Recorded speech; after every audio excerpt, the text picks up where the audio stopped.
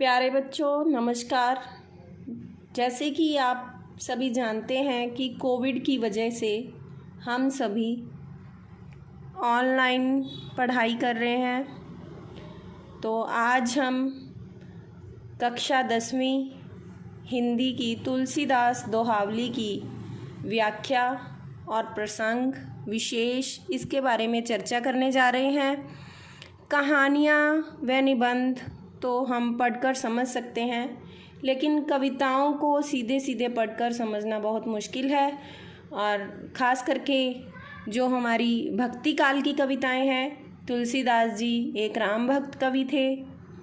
इन्होंने राम की भक्ति में ही सारी कविताओं की रचना की। रामचरितमानस की रचना भी तुलसीदास जी के द्वारा की गई है। तो सबसे पहले आपको यह पता होना चाहिए दोहावली से क्या भाव है। दोहावली मीन्स कि 2 लाइनों की कविता जिसमें दोहे हों। दोहे मतलब 2 लाइनें, 2 लाइनों के दोहे आपकी किताब में 10 दिए हुए हैं। जब पेपर हमारे ऑफलाइन होते थे तो यह भाग हमें पेपरों में 5 नंबर का आता था, जिसमें हमें सबसे पहले प्रसंग लिखना होता था, फिर व्याख्या करनी होती थी और उसके बाद विशेष लिखना होता था। तो लेकिन पिछले साल से हमारे जो एग्ज़ाम हैं वो ऑनलाइन चल रहे हैं, तो इसमें कुछ बदलाव किए गए हैं। आपको एक दोहा दे दिया जाएगा, उससे संबंधित कोई 5 प्रश्न नीचे दे दिए जाएंगे। बहुवैकल्पिक प्रश्न होंगे जिसमें आपको ऑप्शंस दी जाएंगी 4, और आपको उन ऑप्शंस का उत्तर देना होगा। कोई एक जो सही होगी वो चुननी होगी। तो आप ये तभी कर सकते हैं अगर आपको इनकी अच्छे से व्याख्या आती हो। तो सबसे पहले आज हम तुलसीदास दोहावली प्रथम दोहे से शुरू करने जा रहे हैं। प्रथम दोहे में श्री गुरु चरण सरोज रज, तुलसीदास जी कह रहे हैं। हम पहले इन शब्दों के अर्थ लिख लेते हैं। चरण मतलब पैर या पाँव, सरोज मतलब कमल। इस पूरी 2 शब्दों का अर्थ हुआ कमल के समान पैर। रज होती है धूल या मिट्टी। निज अपना, मन अपना। मुकुर शीशा, सुधार, साफ करता हूँ। प्रथम लाइन का अर्थ हुआ जिसमें तुलसीदास जी कह रहे हैं कि मैं अपने गुरु के जो कमल के समान पैर है उनकी धूल से या उनकी मिट्टी से अपने मन रूपी शीशे को साफ करता हूँ। भाव कि मैं अपने गुरु के चरणों की मिट्टी से या धूल से अपने मन रूपी शीशे को साफ करता हूँ।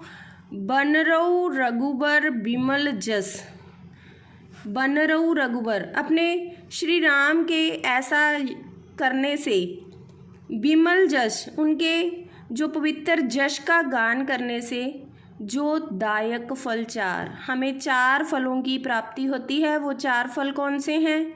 धर्म, अर्थ, काम और मोक्ष। पूरे इस दोहे का अर्थ हुआ कि मैं अपने गुरु के कमल के समान चरणों की धूल से अपने मन रूपी शीशे को साफ करता हूँ, और श्री राम के निर्मल जश का गान करने से मुझे 4 फलों की प्राप्ति होती है। वो 4 फल हैं धर्म, अर्थ, काम और मोक्ष। तो इसी तरह हम अपने दूसरे दोहे पर चलते हैं। राम नाम मणि दीप धरूं, धरूं मतलब धारण करता हूँ। दीप मतलब दीपक, दीप का अर्थ दीपक। मणि का अर्थ हुआ मणियों से जड़े हुए। मैं राम के नाम रूपी मणियों से जड़े हुए दीपक को धारण करता हूँ। कहाँ धारण करता हूँ? जिह देहरी द्वार, जिह मतलब जीभ, देहरी मतलब दहलीज, रास्ता, दहलीज जीभ के रास्ते से अपने मन में धारण करता हूँ। श्री राम, इसका पूरी प्रथम लाइन का क्या अर्थ हुआ कि मैं राम के नाम रूपी मणियों से जड़े हुए दीपक को अपनी जीभ के रास्ते से अपने मन में धारण करता हूँ। और दूसरी लाइन, तुलसी भीतर बाहर हूँ। तुलसीदास जी कहते हैं कि ऐसा करने से मेरे मन के भीतर और बाहर, मेरे मन के अंदर और बाहर जो चाहिसी उजियार, चाहिसी मतलब चारों दिशाओं में, उजियार मतलब ज्ञान रूपी उजाला, कि राम के नाम रूपी मणियों से जड़े हुए दीपक को अपने जीभ के रास्ते से मैं अपने मन में धारण करता हूँ, जिससे मेरे मन के भीतर और बाहर चारों दिशाओं में ज्ञान का उजाला फैल जाएगा। मेरे ख्याल में आपको यह प्रथम दोनों दोहे समझ आ चुके होंगे। एक बार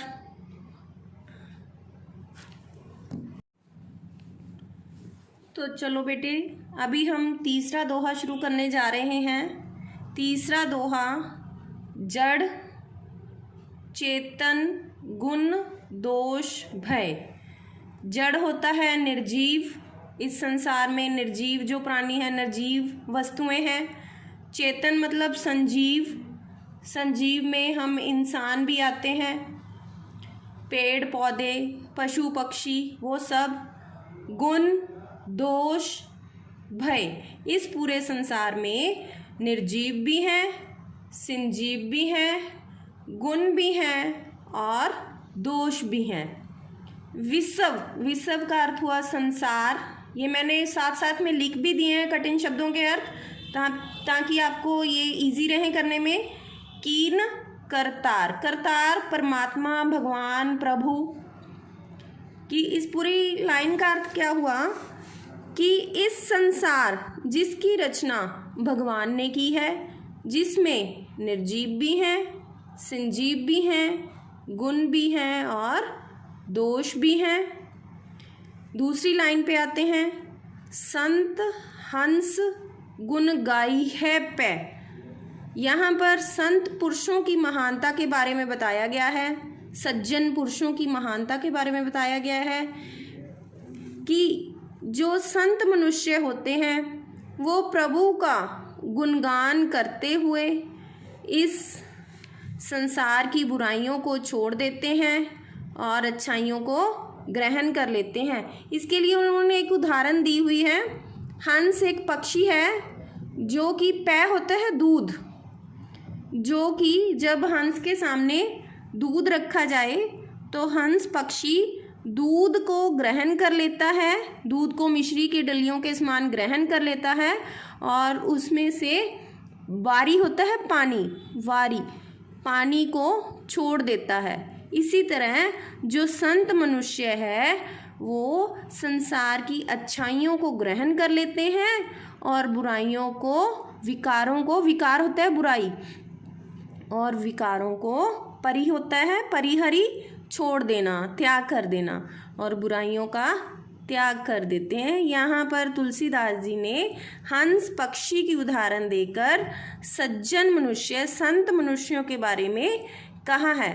पूरे दोहे का अर्थ हुआ कि इस संसार की रचना जो उस भगवान ने की है, जिसमें निर्जीव भी हैं, संजीव भी हैं, गुण भी हैं और दोष भी हैं, इसमें जो संत मनुष्य होते हैं वो हंस पक्षी की भांति संसार की अच्छाइयों को ग्रहण कर लेते हैं और बुराइयों का त्याग कर देते हैं। जिस प्रकार, उदाहरण देते हुए तुलसीदास जी कहते हैं कि जिस प्रकार हंस पक्षी दूध पीते हुए दूध की डलियों को ग्रहण कर लेता है और उसके पानी को छोड़ देता है, उसी तरह संत मनुष्य भी अच्छाइयों को ग्रहण कर लेते हैं और बुराइयों को छोड़ देते हैं। यहाँ पर तुलसीदास जी हमें ये सीख भी देना चाहते हैं कि हम मनुष्यों को ऐसा ही करना चाहिए, अच्छाइयों को ग्रहण करते हुए बुराइयों का त्याग कर देना चाहिए।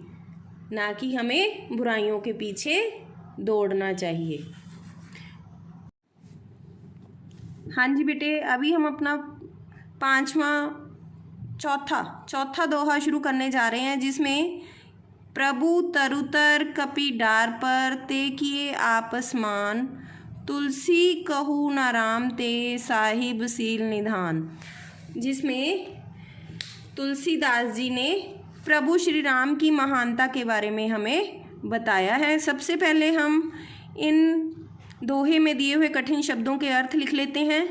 तरुतर मतलब वृक्ष के नीचे, कपि मतलब वानर या बंदर, वानर, आप मतलब आपने, और समान मतलब जैसा। डार का मतलब आपको पता ही होगा, वृक्ष की डालियाँ, ठीक है। तो प्रथम लाइन इस दोहे की, प्रभु, यहाँ प्रभु श्री राम जी को कहा गया है। प्रभु श्री राम तरुतर वृक्ष के नीचे बैठते हैं, कपि मतलब वानर या बंदर, कहाँ पर बैठते हैं? डालियों पर। इसका अर्थ हुआ कि प्रभु श्री राम वृक्ष के नीचे बैठते हैं और वानर डालियों पर बैठते हैं। ते किए आपस मान, हमारे प्रभु श्री राम ने उन वानरों को भी अपने समान स्थान दे दिया। यहाँ पर किस वानर की बात की गई है? उनके परम प्रिय भक्त श्री हनुमान जी की बात यहाँ पर तुलसीदास जी ने कही है कि श्री राम जी के जो भक्त थे हनुमान जी, उनको श्री राम ने अपने समान ही स्थान दे दिया।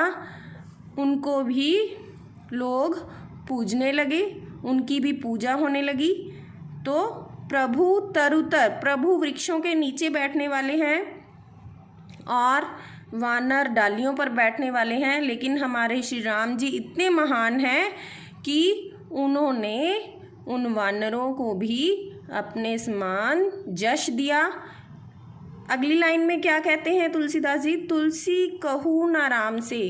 तुलसीदास जी कह रहे हैं कि ऐसा कौन कर सकता है? सिर्फ यह राम ही कर सकते हैं और कोई नहीं कर सकता। साहिब सील निधान, क्योंकि वो श्री राम शील निधान है। शील मनुष्य का एक गुण है। ये गुण किन में है? सिर्फ हमारे प्रभु श्री राम में है। इस पूरे दोहे का अर्थ हुआ कि श्री राम ने वानरों को, जो कि वृक्षों के ऊपर रहते थे, उनको भी अपने ही समान यश दिया और अपने बराबर उनको बैठने का अधिकार दिया। ऐसा सिर्फ मेरे प्रभु श्री राम शील निधान ही कर सकते थे। ऐसा तुलसीदास जी अपने इस दोहे में कह रहे हैं। यहाँ पर उन्होंने श्री राम के गुणों की महानता का वर्णन किया है। तो हाँ जी बेटे, अभी हम अपना 5वां दोहा करने जा रहे हैं, जिसमें तुलसी समता राम सो, ममता सब संसार। तुलसी ममता राम सो, समता सब संसार। राग न रोष न दोष दुख, दास भय भव पार। तो इसकी प्रथम लाइन में आप देखिए, दोहे के प्रथम चरण में तुलसीदास जी क्या कहते हैं? तुलसीदास जी कह रहे हैं ममता राम सो। ममता का अर्थ हुआ स्नेह। राम से, हमें श्री राम के चरणों से स्नेह करना चाहिए। समता का अर्थ हुआ बराबर। समता सब संसार, पूरे संसार को बराबर समझना चाहिए। भाव, यहाँ पर तुलसीदास जी क्या कहना चाह रहे हैं कि हमें श्री राम के चरणों से स्नेह रखना चाहिए और उनके बनाए हुए इस संसार को एक समान समझना चाहिए। राग, राग का अर्थ हुआ प्रेम बेटे। ना रोष, ना का अर्थ हुआ ना, और क्रोध, ना हमें प्रेम करना चाहिए और क्रोध नहीं करना चाहिए। ना किसी को दोष देना चाहिए, ना दुख देना चाहिए। यहाँ 4 शब्द दिए हुए हैं। राग का अर्थ हुआ प्रेम, प्रेम करते हुए। क्रोध नहीं करना चाहिए, ना दोष देने चाहिए दूसरों को, और ना ही दुख देने चाहिए। दास भय भव पार। ऐसा करते हुए राम के चरणों का दास बनकर मनुष्य इस संसार रूपी भव सागर को पार कर सकता है। आपको शायद पूरी इन दोनों लाइनों का अर्थ समझा देते हैं। इस पूरे दोहे का पूरा अर्थ क्या हुआ? यहाँ पर तुलसीदास जी कह रहे हैं कि हमें राम के चरणों से स्नेह करना चाहिए, संसार के लोगों को एक समान समझना चाहिए, प्रेम करते हुए ना किसी पर क्रोध करे, ना किसी को दोष दे, ना किसी को दुख दे। ऐसा करने से मनुष्य भव सागर को, संसार रूपी भव सागर को पार कर सकता है। तो शायद आपको ये समझ में आ गया होगा। बेटे आज के लिए हम सिर्फ ये प्रथम 5 दोहों की व्याख्या अच्छे से करेंगे। मैं आशा करती हूँ कि आप मेरी यह वीडियो बार बार सुनेंगे, ऑडियो को सुनेंगे, वर्ड टू वर्ड इस पूरी लाइनों का अर्थ समझने की कोशिश करेंगे। 1 बार, 2 बार, 4 बार जितने आप चाहें इसको सुने, समझें। उसके बाद तुलसीदास दोहावली का भाग 2, जिसमें 6 से लेकर 10 दोहों की व्याख्या की गई होगी, हम वो करेंगे। और उसके बाद आपको बिल्कुल अंत में प्रसंग विशेष लिखना सिखाया जाएगा। इस तरह हम तुलसीदास जी की दोहावली को अच्छे से पेपरों में अगर हमें लिखने के लिए आ गई तो हम लिख भी सकेंगे, और अगर हमें बहुवैकल्पिक प्रश्न आ गए तो हम उनका उत्तर भी अच्छे से दे सकेंगे।